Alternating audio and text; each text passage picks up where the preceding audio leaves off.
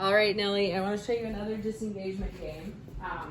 We tried and failed to just play one a minute ago that was new to her, and I have to work through that before I can show you that as an example. So I'm going to show you the mouse game. It involves your dog, some food, and no other props. I'll show you what it looks like. You and Hank can just be playing on the floor.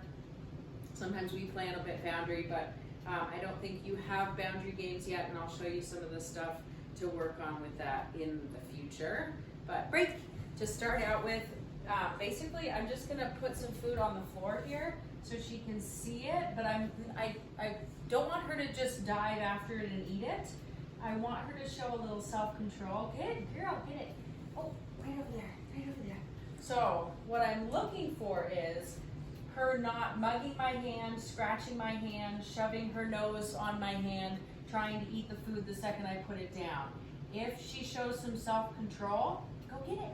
I will let her have the food. So basically she's showing some level of disengagement from the food. So I'm putting it down, caging it. It's a mouse game because it's a caged mouse.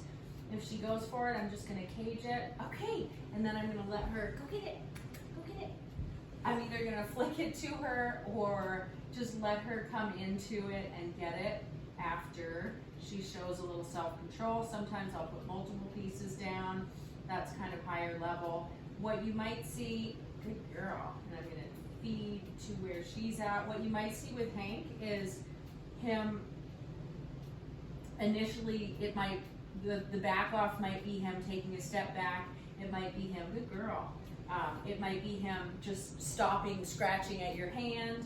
If it's super, if he's not interested at all in the food, think about what value, think about higher value food, think about smellier food, something that he really wants. So he has to show a level of self-control, a level of back off in order to get the food. And so that's another really good disengagement game, to just build up that pathway in the brain. You can also make it harder by getting them moving in a fast way to get their arousal up. Stand, good girl.